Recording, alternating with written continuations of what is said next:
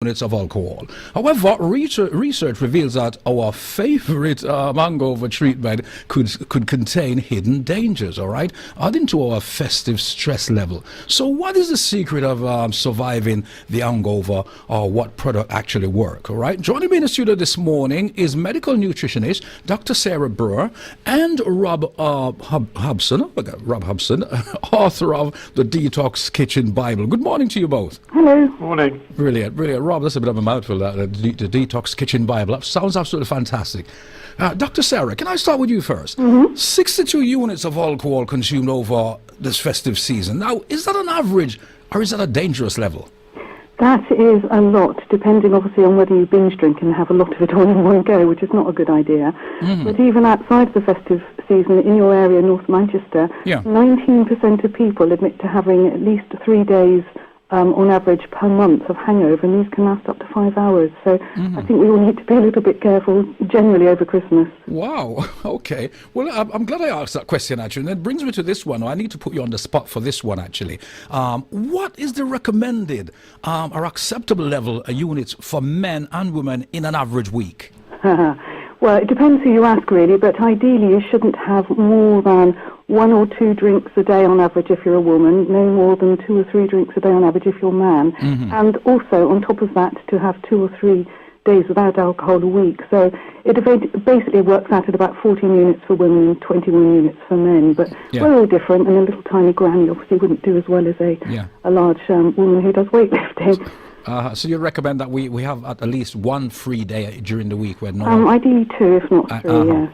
Okay. Rob, good morning. Morning. Right, Rob, what does this research tells us about our consumption of alcohol attitude, over this period of time, over this festive period? Yeah, well, the research, which was carried out by Hobson, it actually shows that, 19% of people within your area admit to suffering 1 to 2, 3 days a month from a hangover, which is one of the big effects of over-drinking. Yeah.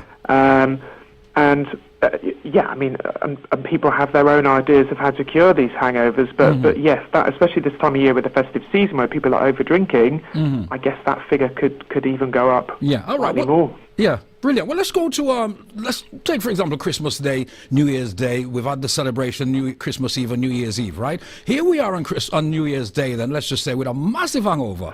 What sort of things, people are turning to cure this?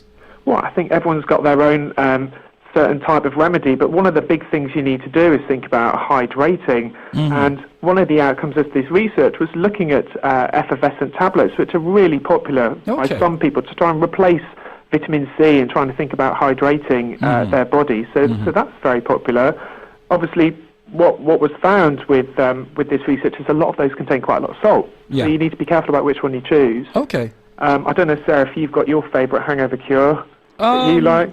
Well, normally it's just water for me, actually. Would you believe? Just sparkling water.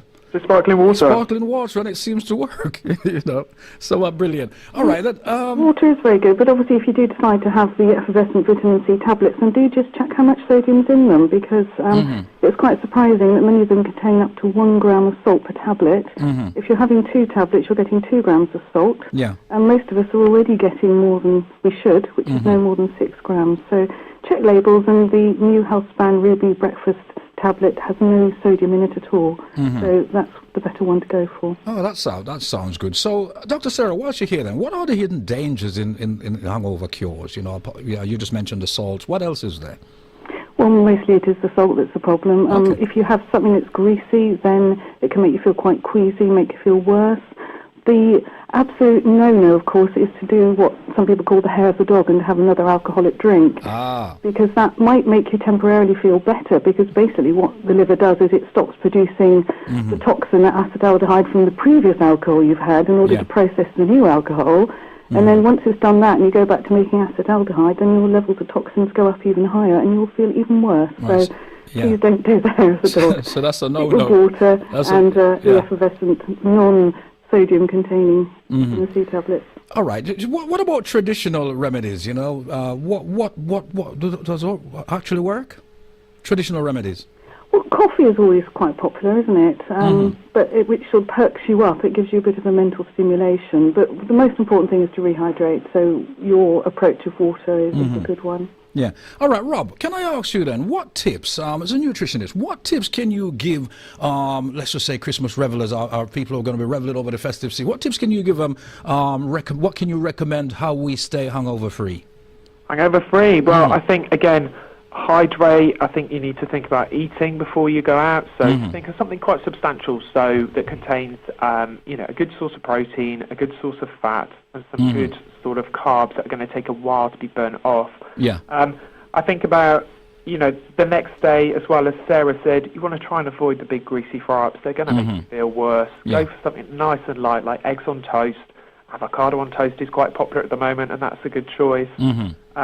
But really, like you said, you like to have a glass of water in the morning. I think it's about rehydrating. The other thing you could think about is while you're out drinking. So try and have a glass of water between each drink to sort of dilute the alcohol a little bit. Yeah. I know that's easier said than done when you're out down the pub, but it's a good way to think about lessening the effects of alcohol. Okay, absolutely fantastic. And Dr. Sarah, can I ask your final question and for your tips for the Christmas revelers on the subject of alcohol consumption, right? What can you tell us?